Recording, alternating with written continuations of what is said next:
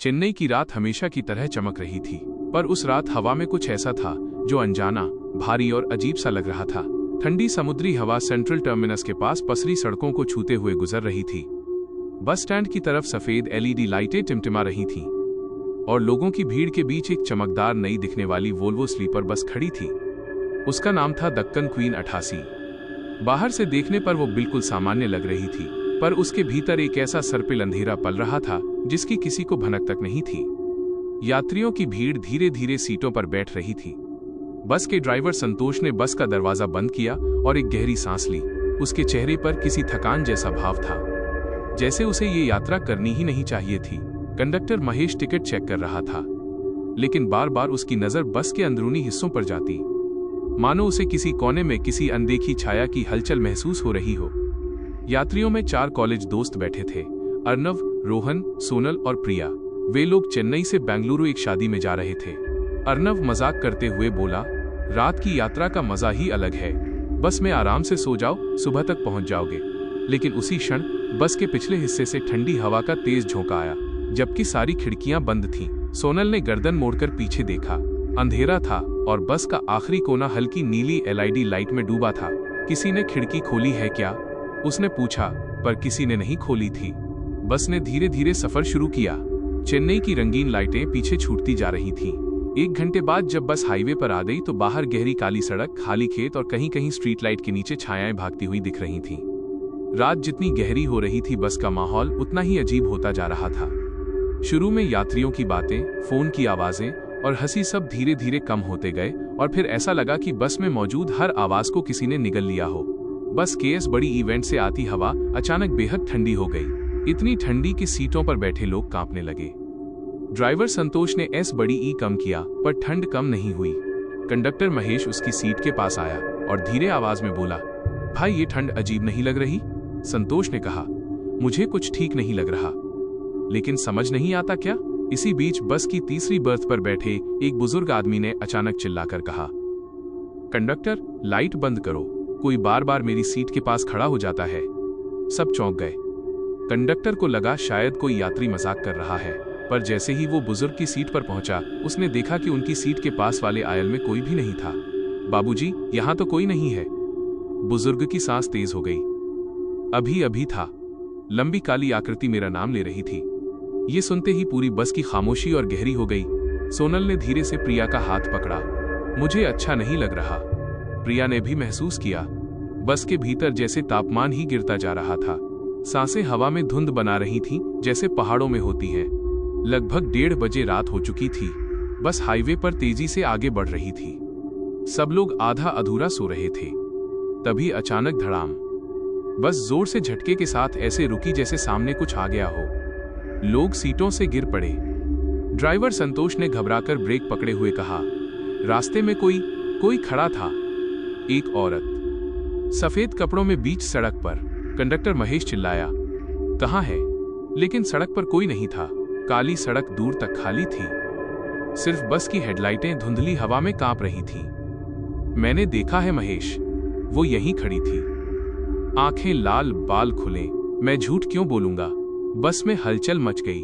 कोई कह रहा था कि यह मायावी छाया होती है, कोई बोल रहा था कि रात में अकेली औरत का दिखना अपशकुन है। कुछ यात्रियों ने पीछे देखा तो बस के अंतिम कोने में कोई आकृति खड़ी दिखी, लंबी, बिल्कुल स्थिर। नीली हल्की रोशनी में बस उसकी छाया दिख रही थी, चेहरा नहीं। कौन है वहां? एक आदमी ने चिल्लाकर पूछा। कोई जवाब नहीं। जैसे ही कंडक्टर टॉर्च लेकर आगे बढ़ा, वो आकृति धीरे धीरे आयल में पीछे खिसक गई और फिर गायब हो गई। कंडक्टर के हाथ कांपने लगे। भाई, यह सामान्य नहीं है, कुछ इस बस में है। कुछ लोग बस से उतरने लगे, लेकिन बाहर घना अंधेरा और बीच जंगल का इलाका था, जहां दूर दूर तक कोई रोशनी नहीं।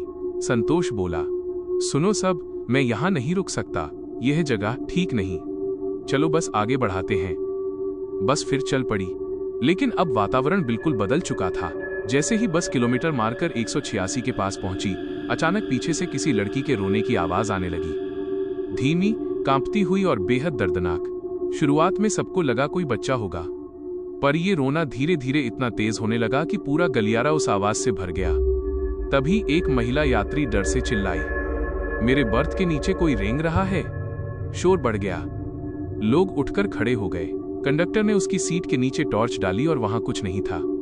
लेकिन अगले ही सेकंड कंडक्टर की पीठ के पीछे किसी के हंसने की आवाज आई। तेज, पागलपन भरी स्त्री की हंसी। महेश ने पीछे मुड़कर देखा। कोई नहीं, कोई हमारे साथ खेल रहा है। वो बुदबुदाया। अब बस में मौजूद हर चेहरा डर से जम चुका था। बच्चों की सांसें तेज, औरतों के चेहरे पीले, कॉलेज के चारों दोस्तों के होंठ सूख रहे थे। तभी अचानक ऑल एलईडी लाइट्स बंद। पूरा बस भीतर से कोयले जितना काला।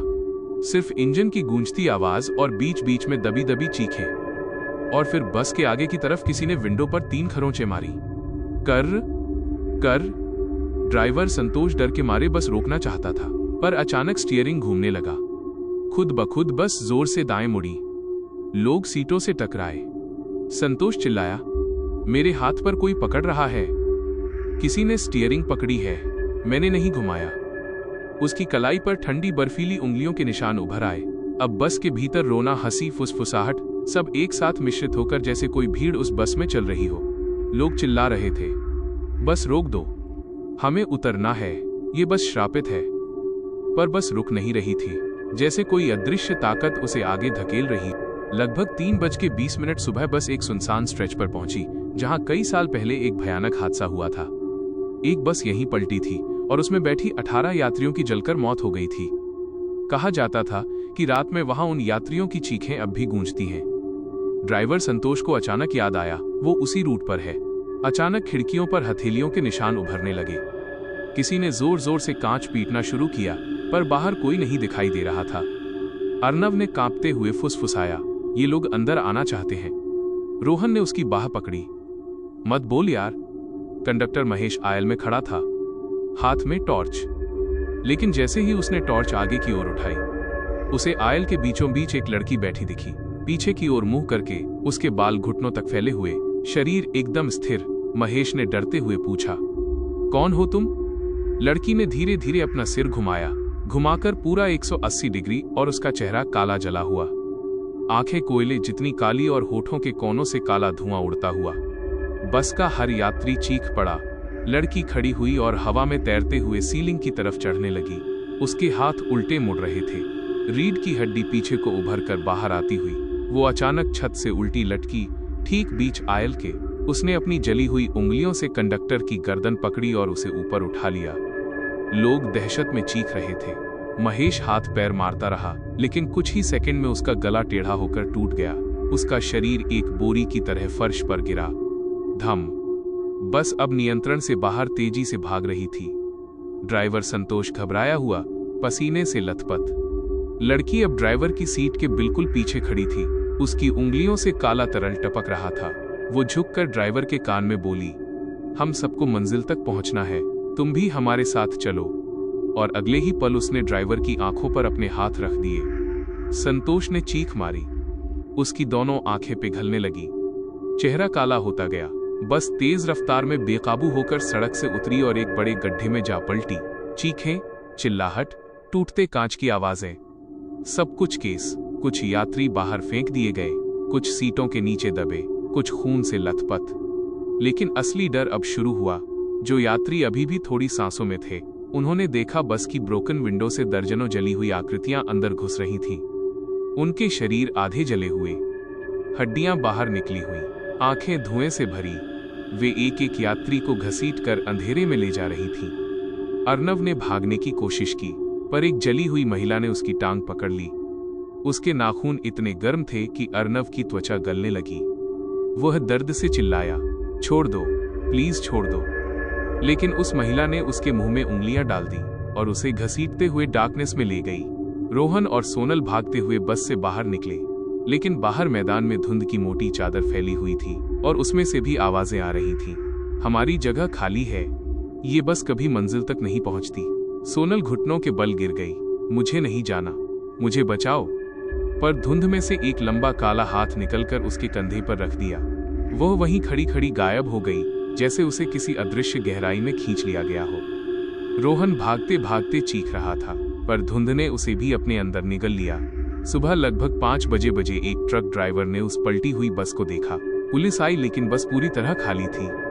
एक भी शव नहीं मिला, न कोई खून न कोई सामान, कुछ भी नहीं। बस के अंदर सिर्फ एक बात अजीब थी, सभी सीटें गीली थीं, जैसे किसी ने वहां रात भर बैठकर रोया हो। और विंडशील्ड पर 3 उंगलियों के निशान थे, काले जलने की गंध वाले। आज तक दक्कन क्वीन 88 और उसके सभी यात्री कभी नहीं मिले। कहा जाता है कि उसी रूट पर रात 3:20 के बाद कभी कभी दूर सड़क पर एक वोल्वो बस दिखती है। धीमी रफ्तार से चलते हुए उसकी खिड़कियों में काले चेहरे उभरते हुए नजर आते हैं, और अगर कोई ड्राइवर उसके करीब जाए तो वो बस अचानक गायब हो जाती है, पर अगली ही रात किसी और को नजर आ जाती है। अगर आपको ये डरावनी कहानी पसंद आई हो तो लाइक जरूर करें, अपने दोस्तों के साथ शेयर करें और हमें कमेंट करके बताएं कि आपको सबसे ज्यादा डर किस सीन में लगा। ऐसी ही और भूतिया कहानियां सुनने के लिए चैनल को सब्सक्राइब करना ना भूलें, क्योंकि अगली बार शिकार आप भी हो सकते हैं। धन्यवाद।